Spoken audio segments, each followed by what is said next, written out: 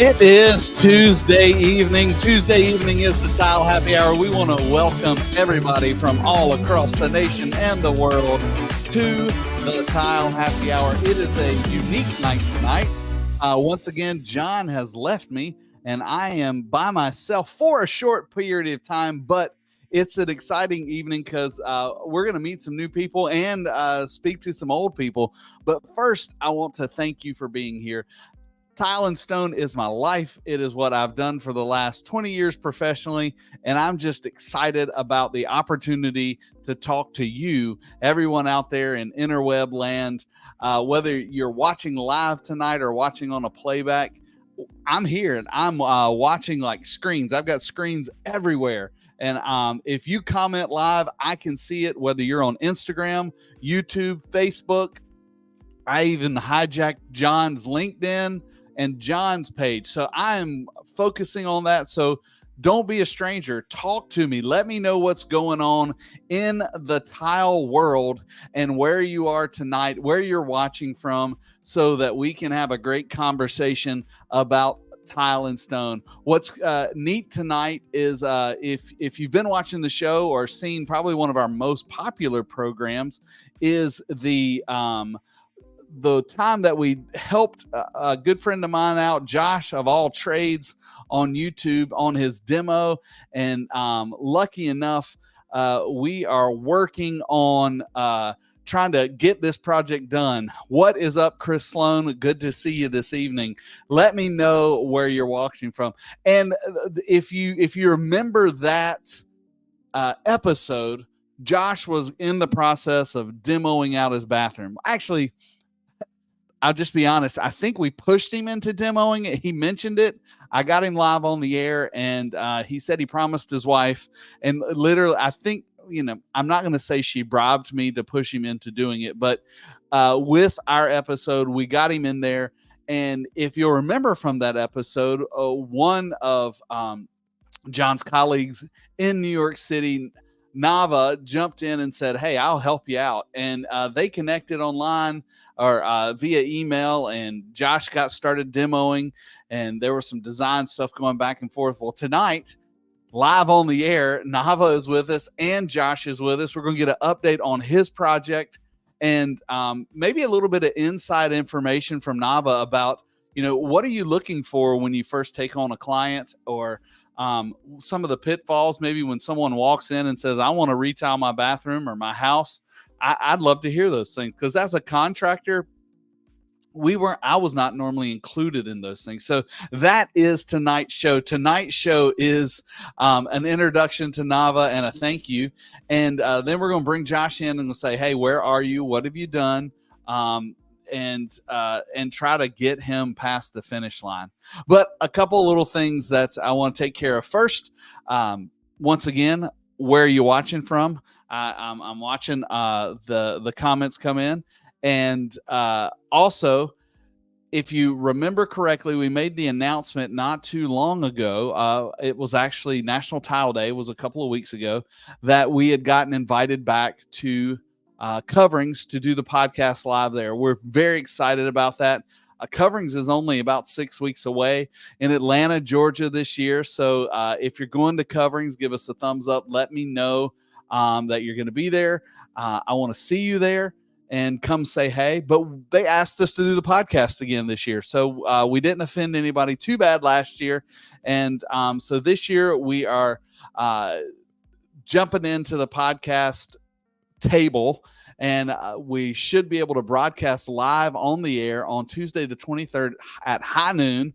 And we're going to talk about digital marketing. We're going to talk about digital marketing with some two opposite ends of the industry, an influencer / contractor, Nathan, and Sharon with Laticrete, who's working on their digital marketing for Laticrete. And that's, Laticrete's worldwide. They're big. So that's going to be a great conversation about digital marketing. How's it affect your business? How can it help your business? And we're super excited about that.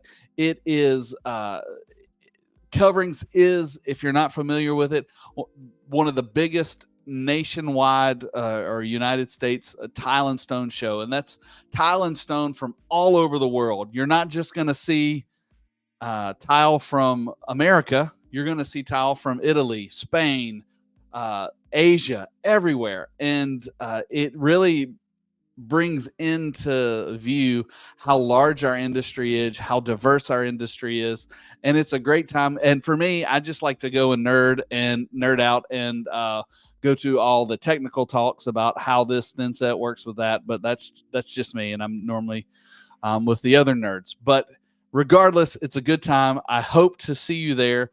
John will be there with me. John, if you're listening, he said something about being on a bus, and he tried to call in on a bus, but I don't know if that's going to happen. But once again, your comments are valuable.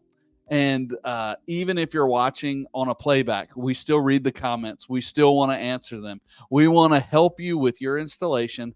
Ask us a design question. Ask us an installation question. And hey, if it's good enough, you can be online with us too.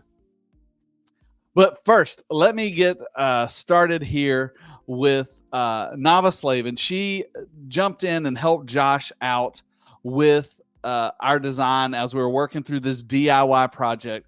Now, she's a designer from New York City, has an architectural degree, award-winning in all of the right places. And I want to thank her for being a part of the Tile Happy Hour and joining us tonight. Nava, welcome, and good to see you this evening. Thank you so much.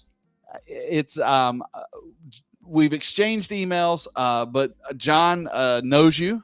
I don't know if that's good or bad. All good. But I remember when we were doing the episode with Josh, and I saw your stuff in the comments. I didn't know who you were. That's because I'm from Raleigh, North Carolina, and I'm not familiar with that area. But after we got offline, I said somebody reached out to Josh while we were online, and I was like, well, that's awesome. And John told me who you were, and I was like, well, that's amazing. That's like getting a call from American Idol and saying, hey, let me help you figure out how to sing. So we appreciate you listening. Number one, thank you. And sharing the love of tile and stone. And your resume is amazing. But tell me what you love about the tile and stone industry, and kind of how you fell into where you are today.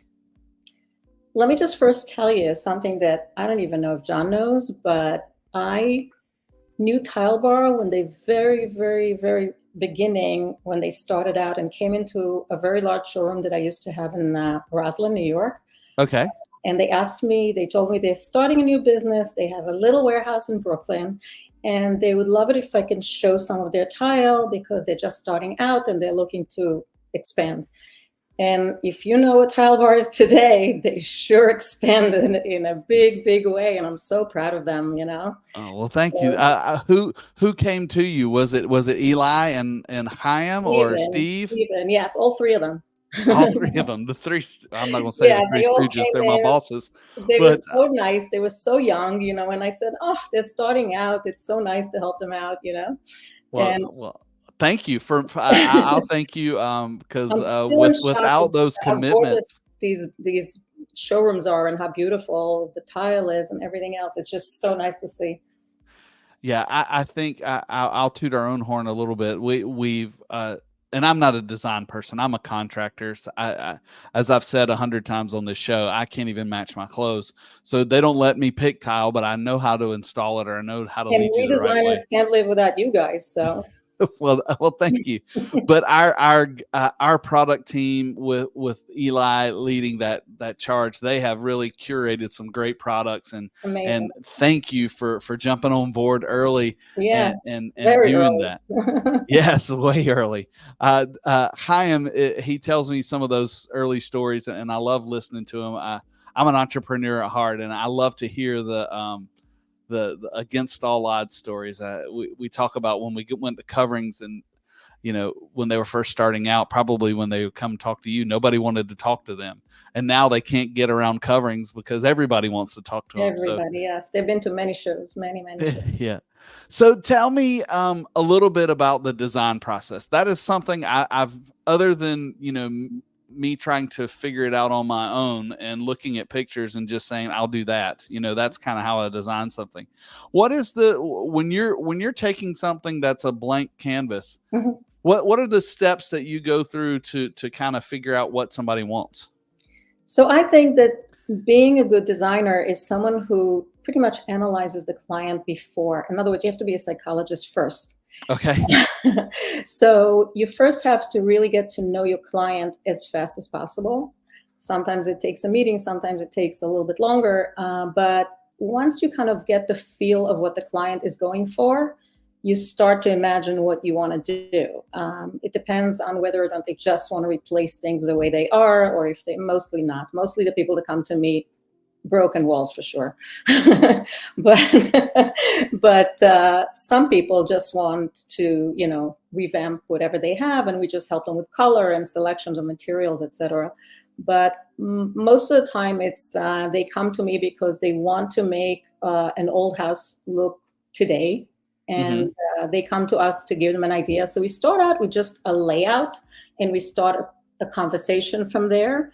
We don't get into color and all that stuff until later on. Once we kind of figure out the layout and the process of how we're going to get this done, then we help them with all the different materials, such as tile, faucets, plumbing, et cetera, et cetera. Gotcha. Now, if somebody comes in and says, I am craftsman contemporary, I don't even know what that means, but does that steer you in a direction, or do you, are you looking at something different? So my projects are all over the place. I mean, it goes anywhere from very traditional to extremely contemporary and in between. A lot of people are in between now, actually, because it's kind of that period. Yeah. And so I definitely love both very old and very new. So it's easy for me to go one way or the other, and even do two jobs at the same time that are completely different. And I love that. That's what I enjoy about my work, is that it's just so much fun to be able to create all these different things for for different people.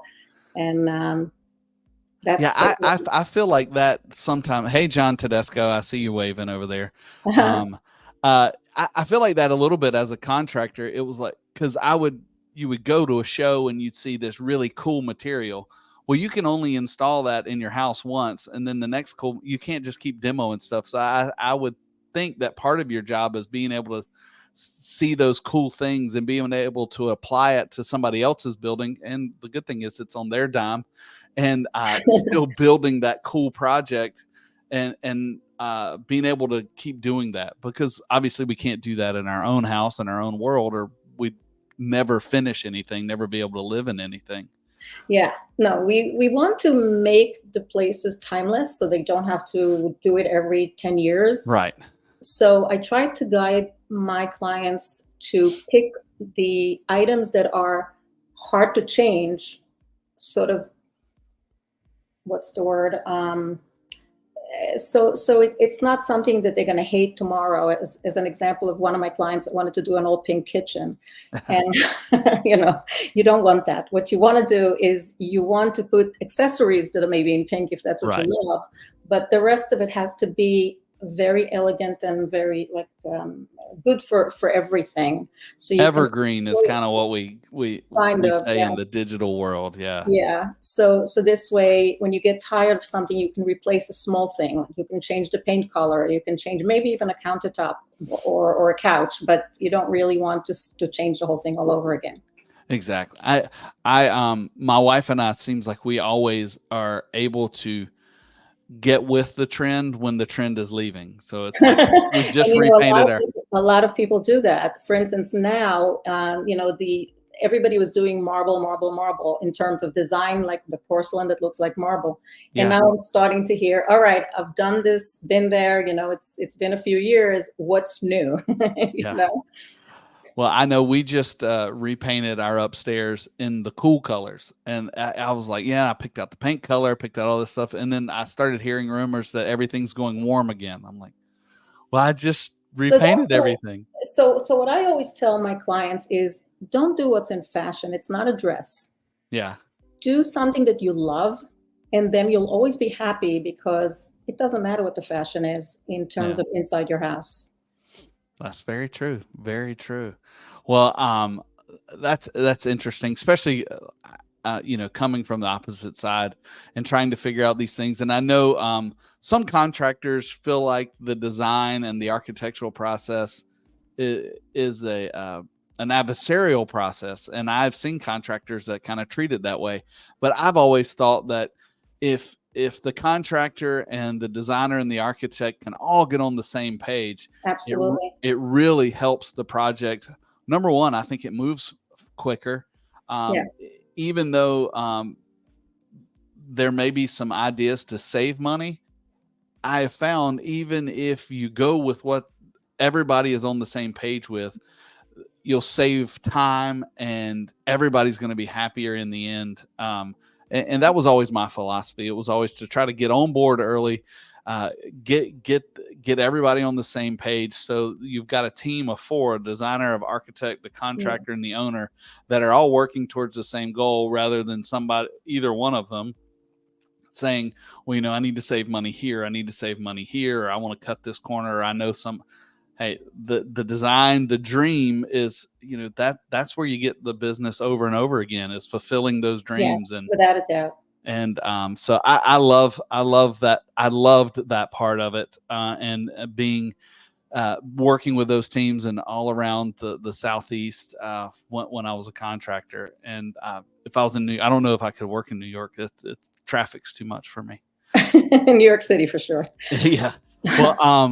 Well, so my friend Josh, I've known him for a very long time, and he's got a YouTube channel that he and I go back and forth, and I watch his stuff and comment on my stuff. And so when he started talking about this bathroom, I said, well, Josh, come on the show. If nothing else, I can help you live on the air, and it'll at least give us some show content. So that's what Josh agreed to do. And Josh is back tonight, so I'm going to bring him on. Josh, good to see you. Meet Nava. I didn't even know you knew one another. I thought you were just a random guy that chimed into the show. Yeah, I'll take you. He could. John didn't know him, but I think what had happened, and Josh, you correct me if I'm wrong, we had a guest lined up, and the guest canceled last minute. And I said, listen, I know this guy. I think it'll be an interesting episode. Everybody loves a good DIY. That's why HGTV is on the air all the time. Yeah. And I said, let's talk Josh through his installation. So Josh, good to see you back. I've seen some of your pictures. I've seen some of your videos. So give us a quick update of where you are. Let's see. The last time we talked, I think I had just done demo, or just kind of said I was done with demo. Since then, I moved into electrical stuff. So a lot of those pictures, as you saw, I mean, I know it's not tile. I haven't got to the tile yet. I promise I'll get there. But it's okay. Did a bunch of electrical, did a bunch of kind of insulation-y type things. And then just a lot of, we started calling in contractors this last couple of weeks to just kind of get some ideas and see what everybody thought. And most importantly, see how much it's going to cost. So that is always a thing. Well, I know last time we talked, you were a little bit concerned about load bearing walls and moving walls. And I see you sent me a drawing today, which is a little bit different than what you and Nava talked about early on. Right. And so I'm assuming some of those things were just easier to kind of leave the structure into place and kind of work around that. Is that a correct assessment? That's right. Nava's original design blew my mind, because she thought, outside the box on some of the places we had showers and stuff. She was like, just move these walls here. And we're like, whoa, you can do that? So we started getting into it, and I think this is her original design. That was her original design. Essentially expanding our shower area, and taking, which always sounds like a good idea, right? Taking some from a closet and from from both closets actually, So we started like kind of going with that, and we brought in the contractors and found out a couple of those walls are load-bearing walls. So, and one is right above our water heater. So Yeah, I don't think that it's gonna sounds important. That But sounds important. once we got that big shower on our heads, we're like, let's go mega shower. So we kind of, through talking to the contractors, kind of moved towards another, just kind of basically up that Drew, and moving the shower to like the big area where the tub was. So this is, and we'll ignore the finishes for now. But this is where you ended up. This is that's kind where of the we're at design. currently. No tub. What's that? No the tub completely gone. Yeah, getting rid of the tub is pretty much what we end up. Josh, is it possible for you to make the tub, the new shower, let's say 42 to the end of the wall where the office closet is? Line up the wall? Get rid of the closet, or you mean just scoot it out some? No. Pull out, the shower from 36, pull it down another few inches to line up with the wall of your closet so it's bigger. Yeah, I think that's possible. I'll have to look. There is a window there, isn't there, Josh? Yes, there's a window along there that I did not draw. So I'm giving you bad information. But I see what you're saying, Nava. It gives you cleaner lines if you take that. Yeah, but it's also 42 wide as opposed to 36 wide. It goes from a 2-person shower to a 3-person shower. Yeah. Which, I mean, a 3-person shower is perfect. Yeah. I'll have to look into it and see how. I need to take basically something to go across from that edge of that wall over. And yeah, that's a great idea. I'll have to look at it and see if it'll hit the window or not. That gets you out of a lot of weird cuts. Isn't that right, Nava? It's not just the weird. I'm just looking at the fact that the shower is wider. Yeah. But yeah, I don't see any weird cuts really. Anytime I see an out corner that's not changing. Yeah, of course, you don't need it there. Yeah. If you can get away with it, that could be the room is big. And also, how do you enter that bathroom? There's no door going into it. Oh crap! You're right. I drew that too quickly, didn't I? Yeah. And so imagine you don't need to make the shower bigger. You can't. You have to be able to walk into the bathroom to. That makes sense. Right. So yeah. The wall here is just a short wall by the sink. I'm assuming. Yeah, the sink between the sink and the closet. The way. Yeah. So going back to here, I can't believe I don't have a door. That door should be there. Yes. Yeah. This is what happens when you draw stuff at 3 in the morning. When I called you yesterday, the very last. Well, I think you're obviously sometimes when you're in a renovation, the existing conditions kind of dictate your layout, right? And right. And so working with what you had here, you're not going to change the closet. Really, the biggest plumbing thing, it was moving the toilet and the shower, because really the shower, you're just moving the drain from the tub drain over there, and but the biggest thing is moving the waste from your shower. And truth be told, I don't know if you could see in that video, but I don't know if I'll be able to put the toilet as I show it there. Okay. And because of the way the joists and the drain lines are laid out, I'm going to have to get a plumber in to give me their professional opinion. I've had 2 contractors come in and say, hey, it's no problem. We do that all the time. But Josh, if you leave the toilet where it is, why do you need to move it? I guess the reason we wanted to move it to that room was just so you wouldn't be sitting on the toilet staring at someone in the shower. That's the only reason. Okay, well, let me ask, who showers while somebody's on the toilet? I'm just but yeah, you're kind of right. I mean, I think you'll see it from the other side too, but you'll save yourself a lot of money not moving the toilet. Gotcha. Okay. Yeah. Well, yeah, I mean, so would you recommend just leaving the toilet where it is and having it, face the shower then? Like, Yeah, you can have another cabinet there. just make a Maybe a shallow cabinet if you need. okay, yeah, make that enclosure into Ooh, like sauna. more of a Sauna. A I vote sauna. stand-up sauna. sauna. All right, They make those like yeah, you can buy the kits. I'll do it. We'll get Finnish. Like it's a Finland thing, right? Yeah, I mean, I'm sure somebody is listening right now that sells those. That all you got to do is do a video about it, and maybe they'll send you one. So A barrel we're putting out a shop plea to sauna. send Josh a sauna to put in his bathroom, so he doesn't have to move his toilet, and then All he right. can sit on the toilet and look at the So shower. we could do a whole spa bathroom, including in the shower. You could do a steam.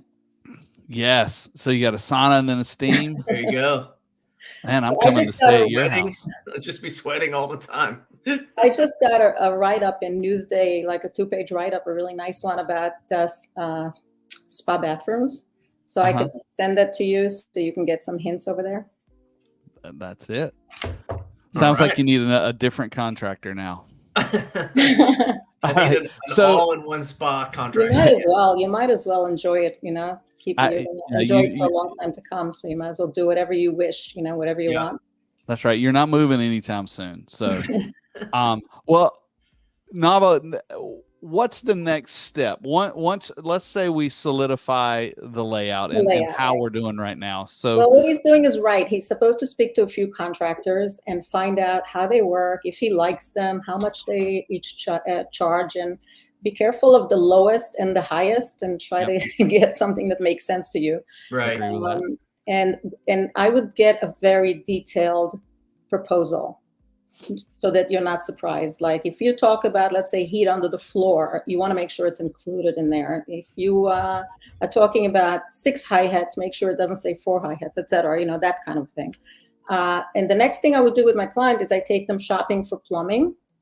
I go to one of those big places, which I like, and I always have my favorite people to deal with, and they advise us in the store, what's in the showroom or whatever, what's new and what exactly you want and what type of shower. For instance, showers today are insane. Literally, you can be in your kitchen and on your phone, you can dial your shower on and whatever else you want going on in the shower. And I'm not kidding. Go to a Kohler showroom as an example, or any of the others. I don't know which ones you have around you, and see what they have today in showers. It'll blow your mind, and your pocketbook. So be careful. But I want to kind of reiterate from a contractor's perspective. You're exactly right. I was told a good friend of mine when I started my own business, I used to just do a 1-line item lump sum. Yeah. And my friend said, "Hey, listen, I appreciate that. Your price is right, but I'd rather see you break out everything." Sure. Not because you want to check them, but because you want to make sure it's all included. That's right. Because I could forget something. And then, a perfect example was the floor heat. In there, you know what I'm saying? That kind of thing. Yeah. Right. But I will say one of the places I would never cut corners is on the plumbing. Plumbing, you know what I always say to my clients, you buy a cheap faucet, and then the following year you have to get a plumber and a faucet. And the next one is going to be an expensive one. So be careful, because that's really, get the right faucet, get a very good faucet. And the faucetry for the shower is a whole, thing. You have to be explained exactly what you need, and thermostatics and all that kind of stuff. Yeah. So I'll be happy to talk to you in private if you want, but there's a lot to know. And then of course you want to pick out your toilets. There's all kinds of toilets these days. Some of them smarter than we are.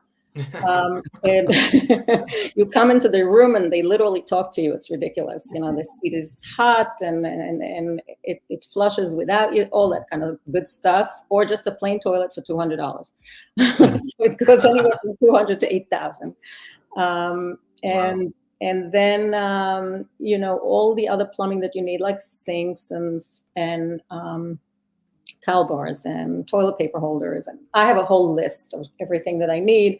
Yeah. And I try to go over as much as possible in one meeting, and then we go over it again and see if we want to change anything. Once we get the pricing, sometimes we have to change things. They're too expensive, and give yourself a second choice as well. You could tell, the people in the store that you want a not so expensive choice and a more expensive choice, something like that, whatever it is that you want to spend. And the next thing we do is we go for tile or flooring. Sometimes it's wood floor, sometimes it's tile floors. So we go to these places and we choose all these colors. And once we have all these colors together, we try to put it together as a color scheme. Yeah. And I know, Josh, you and Bethany have kind of looked at some tiles, and I showed that to I have Nava. a wealth of tiles right here. Oh, did you order samples from tilebar.com? Well, I ordered like 6 That's samples. a no. Okay. So I ordered all right. 6 samples from Tile Bar, and they Yeah. sent me all of these you see here. That's nice. Oh, So wow. I apologize to whoever's order this was. They Oh, bought so like, you got somebody else's order. yeah. Oh, I did. No, I got my order too. Oh, good. I got both of them. So Awesome. it's awesome. Well, I got way more options. Like that's good. Hey, that's Tile Bar, above and beyond. We'll ship you not only and your order, a but somebody gummy. else's order. Do you know you guys send a packet of gummies? Like Yes. oh, they man. always send a little surprise in there. Yeah. There's a little, I mean, I opened it, sometimes I'm like, it's a shot glass, sometimes it's some gummies. That's right. Right. I opened it. I thought it was a joke. I'm like, is Craig like messing with me here somehow? No, And then it that had goes like the out little every sticker time. on the back. I'm like, what? That's Yeah. crazy. Now, Nava, when you order samples, do you do it direct from Tile Bar, or do you use Material Bank, or both? I just do it from Tile Bar. I just speak to Steve, and he sends me whatever. Good. Good job, Steve. Shout Yeah, out to Steve. yeah. Well, I know Bethany and Josh kind of looked at some stuff, so I put it on here. So I have Nava, it here, if you have these clients that come and said, "Hey, we like this scheme," Yeah. what's your first thoughts? I really like is it the floor tile on the right? Yeah, the floor tile. Yeah. I really like it because you can add anything else you want on the walls. It really doesn't. Yeah, I see that, Josh. I don't know if you Yeah. can see any texture What's or the size anything. of But... it? What's the size of it So approximately? this is 12 by 24. Oh, that's what I thought. Yeah. Okay. It's this one's small. Like the piece they give you is like they chopped it. So Yeah. it's Yeah, of not course, this it's size, sample. but I Yeah, understand what yeah. shipping costs. So before the show started, Greg and I were just chatting for a little bit, and I was talking about how to lay out the tile for the walls and not to leave it to who knows who is going to put your tile on the wall. Because I never know for sure. I do use the same contractors most of the time, but even they sometimes use different tile men or different plumbers. It's not always the same people. So Gotcha. I always make a layout of those tiles. And the simplest way to explain to you, since you do some drawings, this is what I did to show you what it could have been, for instance, in your bathroom, okay? So coincidentally, we picked the same size. Don't look at the 16 and a half, but it's 24 by 12 tiles, okay? Right. And if you want it to be brick style, right, not just straight line going down, when you draw it with, the way I do it is 12 by 24 plus I overlap it with another 1/32 of an inch for grout, because from two sides, 1/32 makes it 1/16. Okay.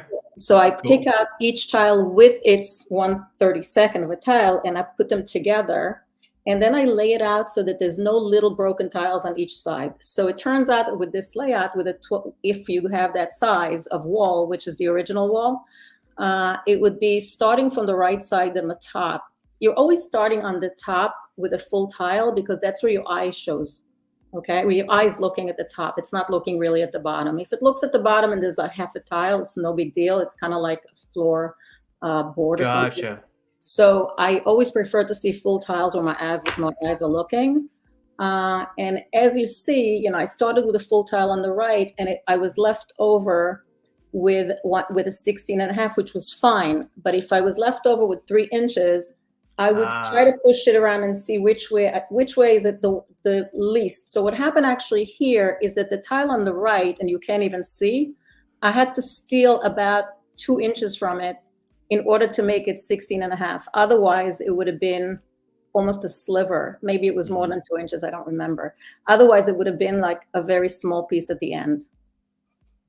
So Gotcha. on the right, it looks like it's 24, but it's actually smaller than 24 to make the 16 and a half a little bigger. Do you see what I'm saying? Yes.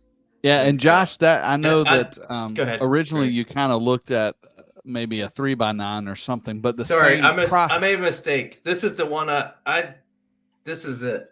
It's 4 by for the 12. walls. Yeah, For the walls. But the I theory got and the confused into the process floor. it would be the same, Nava, right? Same idea, yes. Yeah, same Today, for idea. instance, yeah, I did actually this morning. I went down to meet the tile guy. He's doing a basement, a very small bathroom for me, and the shower there is 36 by 36, and the tile happens to be 9. So with the lip of the shower, it was actually so that it was maybe it was like 4 tiles on one side and 4 tiles on the other side. It was just overlapping, kind of, So it worked out perfectly, actually, where we didn't have to cut any tiles. But if we do have to cut a tile and we need a Schluter or a miter on the edge, be careful with the porcelain tiles, because when you miter them, they chip and they become very sharp. So you want to do maybe some sort of another tile if they have a rounded tile. If not, it would be like a Schluter or something like that. So so the same thing with the floor. You always want to, when you come in, as you're looking into your bathroom, for instance, I did a 12 by 12 just to show you. So if you're looking in from the outside, you want to see full tiles. Right. So what happened was, in this particular case, you see, I have at the entrance, I have about 4.5 inches because of the wall. So that's going to be basically a piece of marble or granite or whatever we choose for the countertop, and like a quartz or something like that. So I put another one right between the 2 rooms, because that way the full tile is laid out without giving me a 4-inch piece. So it's tricks, you kind of play with tricks of how to cover up imperfections. Now, so you put a transition between the okay. Yeah, and that's really just to break up the room so you don't have any slivers. Now, Nava, if he decides to go with the 12 by 24, we were always taught you run it the long way against the longest wall, but no, not necessarily, because if you go the other direction, you're widening the room. Oh, okay. So it's something that is job by job, depending on the job. Here he has 2 squares, so it's not so hard, because it doesn't matter which direction you go in 2 squares. But if you keep the doors open, you don't want to just look at one long piece. You want to make the room look wider. Okay. So maybe run it with the length of the tub. If it's 12 by 24. But I don't know what size he's going to end up using for the floor. Is that the same tile? Sorry, I messed up. I thought you said floor, and I just grabbed one. So the floor, and it's confusing because this is a smaller cut. This is the floor, and it's 12 by 24. Okay, so you do it side to side. Okay. So to make the room, try to make the room look longer. Wider. So like perpendicular to what when you're walking in? Perpendicular to the vanity. Oh, okay. Gotcha. Okay. Yeah, okay. Right to left. Left to right, right to left. Now, does other than just your complete, if you like it or don't like it, do you prefer a stack joint or a broken joint? What do you like best? If usually straight lines are more modern, contemporary. Okay. And the brick pattern is more traditional. Okay. So, and also you just consult with the client, see what they like. Josh, are you traditional or are you contemporary? I don't know. Okay. That's good. In which case, I think I'm Baptist. I'm just kidding. You're Baptist. And you're traditional. Let me just say that. Yes, you're non-denominational. So you're saying when you said just a stacked joint, what do you mean? So a stack. One on top of the exactly the straight line going across. So it's okay. One on top of the other on top of the other. So what you're looking at here is a stacked joint. Offset. And then this is an offset joint or a staggered joint. Okay. I like for the walls, I was thinking offset because I'm just used to the subway tile look just like that. So well, that's more traditional. Okay. Yeah, that's more traditional. It is more traditional. What about herringbone? Is that just bad? Herringbone is beautiful. I love herringbone. Bad for the installer. I'll tell you. It's bad for the installer. Your price just went up a lot. It's more for installation, yeah, for sure. Because they have to do a lot of cuts, so you also have a lot of extra tile that you need. Instead of using usually 10%, you need more like 25% to 30%. I see. So There's a lot of extra tile, but Yeah, it is herringbone's beautiful. out. Now, since we're talking about things I don't know about, herringbone, I would think would be traditional. It's more traditional, but it's also elegant. So it's also it really depends on the whole layout. Gotcha. I do it in both, actually. It's very elegant and beautiful. So with would the you color go ahead, that Craig? he, Sorry. I was gonna say, with the colors that he's chosen, this palette's pretty. I would say, I don't know if you call that neutral or it's Yep. pretty basic. It's hashtag basic. It's neutral and it's beautiful. And you know what? It doesn't have to be something unusual necessarily if it's nice and elegant. And remember, he has to choose also what he's doing with the vanity. And that'll give him an option of doing anything he wants, either a paint or a wood. So having a background that's neutral is actually very helpful. Yeah. Well, he mentioned on his video that was too long to play, or I would play it. Oh, sorry. I was going to ask you if you could have play that video or not. No, it was like 2 minutes long. Oh, shoot. We'd lose seconds. all of our viewers. But you mentioned the idea of possibly adding an accent wall behind the vanity. Mm-hmm. Yeah. So I've often seen, looking at thousands of photos of tiles, a lot of times that's used as a pop of color or a different, like at my mom's house, we had pretty traditional tile, but we put a wood background behind it. Nava, what would you say if they wanted to experiment with something behind the vanity? What would you do? Behind the vanity is mostly mirror. I mean, I don't know if you're going to do, by the way, a lit mirror. That's something for you to look at because that's very good. And it just kind of saves you the sconces on the side. Yeah. So and those are great. I have to say, I really love them. I like to do a special kind of wall somewhere in the shower. And when you come into your bathroom, you're going to see that shower in the background. So that especially when you're sitting on the toilet. Exactly. Gazing at it. Seriously, you're gonna see that wall all the way from the beginning. So I think that's a good place to put it. Now, if you buy something very expensive like a mosaic, I frame it with the regular tile, so it's not so huge, but you still get the beautiful picture that you've framed over there. Yeah. So I think that's important. I think the vanity, I don't love to do anything except for a frame around a plain mirror because it just, you don't see that much of it. Number one. Number two, you have the vanity, you have the faucetry, you have the mirrors. So you don't need so much going on there. But by the top, there's a big wall that's nothing. There's nothing there. You might want to create a big niche there too, any kind of shape that you want, and then put it into the niche. So that's where I would definitely focus.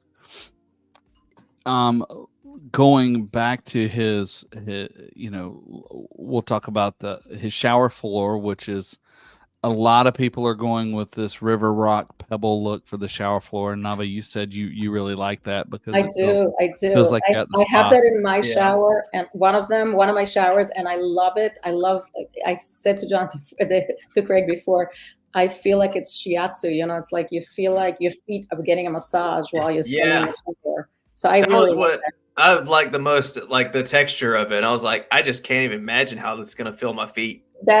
Stand on it. I make the people stand on it in the showroom. I make them take their socks off and stand on it and feel it. So, but it's a pretty contrasting, going from that to your white walls. Is that a good idea? Yeah, that's fine.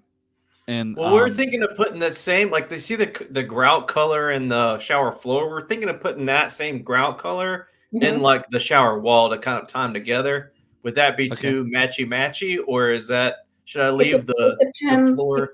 It depends. So we'll have to discuss that in private when you show me all the materials, or maybe John will send me all the materials and then I'll advise you more. Okay. That's a good idea. Because I would,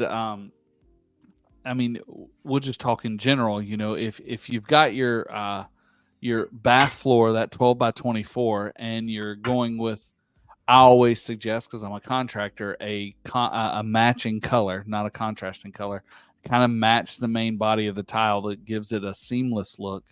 And then when you move into your shower, I'm assuming, I've never seen anybody do a contrasting cover with river rocks, but probably has been done. And then you move into your white wall. you do have the option of going with a contrasting color. I don't like that option, but it kind of be nice to tie everything together. That decision was mainly driven by not wanting to clean grout.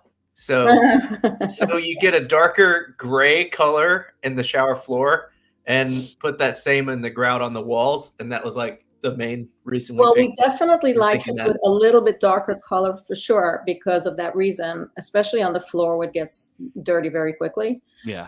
But I think that we're talking about the contrast of black and white, and actually the basement bathroom that I'm doing right now, it's really tiny, and the tile actually in it on the floor has like a drawing of black in a white tile. So, and it's very interesting. So I decided actually inside the shower to put a black grout on a white tile for the first time in a very, very long time, because also all our faucets are black and our shower door has black, all the rails and everything is black. So I thought that actually would look really cool, but it's a small amount of tile. It's 36 by 36. So, you know what I'm saying? The shower is 36 by 36. It's very small. Yes. We literally took a closet out of the basement and made another bathroom there. Okay. Yeah. So after let's just pretend we've solidified our tile decisions. What would be the next stage of development? We know we got our faucets that we picked out. Right. We picked out our tile. Right. What's next? Contractor. Got the place. Contractor. How do you choose vanities and countertops? Do you normally kind of do those? All about that. We designed a vanity very early on because those usually our vanities are custom. Okay. So there's very limited sizes otherwise. If you buy a vanity, and the quality is not quite as good either unless you custom make it. Or buy it from tilebar.com. I'm just saying. Throwing that out there. So we ordered a vanity, which means we discussed what we need in the vanity. We ordered a vanity. Josh, I have to tell you that something that I love to do, which not necessarily gets done all the time, is I love to put an outlet somewhere inside the vanity so that I can plug in my hairdryer and never have to plug it in and out. And it just sits into that one drawer or one door, and that's its place. Yes. Man, you know what? I actually almost sent that picture to Craig. That was one of my projects that I've already done. Yeah. That was one of the things. My wife has the same problem where there's always been a hairdryer on top of the counter. Right. And it's not good, but there's an outlet in there because I was redoing all the electrical, right? So it was easy enough to put an outlet in that vanity. Yeah.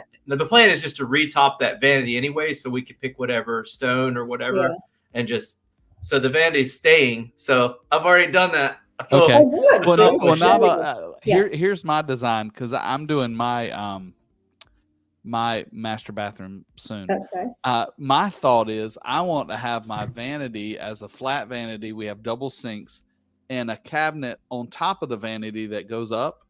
Okay. And then have places for all. I You mean, my can wife do that too. Yes. Yeah. And then have the plugs inside because my wife has all sorts of things to plug in. I mean, there's a hair dryer, there's a spatula tool thing, and all of that plugs in. Toothbrushes, the electric toothbrushes. For your cooking while you're in the bathroom. Yeah, something. Is that done? Does that make sense? We do it in the kitchen all the time. We have these countertop cabinets that all the small appliances go in there. Yeah. And then we just close it up so it doesn't show and we don't, see the mess. That's what I want to do. That's my dream, is to have everything where it's plugged in and you just shut the door. But I'll give you a little hint about those countertop cabinets. Okay. You always should have an additional piece of countertop 3/4 inch thick going underneath that cabinet. This way, when you wipe the cabinet, you don't ruin it. Not the cabinet, when you wipe the countertop. You're not constantly putting water on. Yes. And if it's very traditional, we put the actual edge, the same like edge. OG or something. OG or whatever. Yeah. And if it's contemporary, it's just straight. Aha. Good to know. See, I wouldn't have thought of that. Yeah.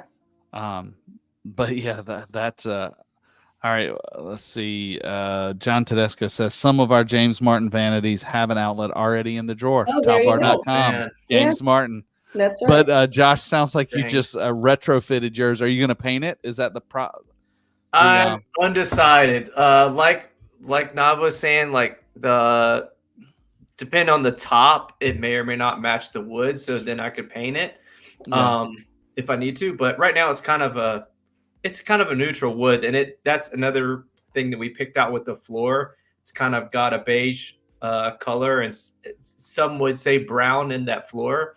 Gotcha. So it's kind of trying to match, but I don't know. We could always paint it. I've done that before. So yes, Yeah. or stain it. Yeah. Yeah. Well, and then so now it sounds like all we need is some contractors and to get going. Yeah, I need you to talk me down, Craig. So I have contractors that have given me prices to do all of it. But you know me, I'm a do-it-yourself guy. So yeah. should I do it or should I just drop the check? That's where I'm at right now. Like, I don't know. Well, that is a personal question that probably better discussed with your wife rather than me. But True. Email me the pricing. I'd love to look at it and just and see where pricing is. And it's very tempting because it's just like, hey, I've gotten this far and they can take it the rest of the way. And that is very I'm tempting. also a control freak, so so how about Nava, tiling? do you ever have any clients that want to attempt stuff on their own? I had one client, and it popped in my head when you mentioned that. And he had a plumber. I mean, he had the contractor with a plumber and everything. And the plumber was ready to install the toilet the next day. And when he came, lo and behold, the toilet was there installed by the client. But he forgot to put that rubber gasket underneath it. Oh no, that's going to be a it messy ended up mistake. costing him more because he had to take it out. Yeah, and the only thing, Josh, I would say, I know you're talented. You're an engineer, and the tricky thing is the shower plumbing. That is the right. That is where my comfort level goes. Even though which is so crazy to me. I'm scared to plumb my shower, but I plumbed my 200-gallon propane tank under my house. Myself, which I had zero experience with, and it's gas. But the house hasn't blown up yet, so I don't know if I'm the best person to ask. Here's a question. Maybe you could answer. So if I got a quote from someone that had like 5 things left on it, right? Drywall, plumbing, subfloor, and tiling. Oh, and the shower system.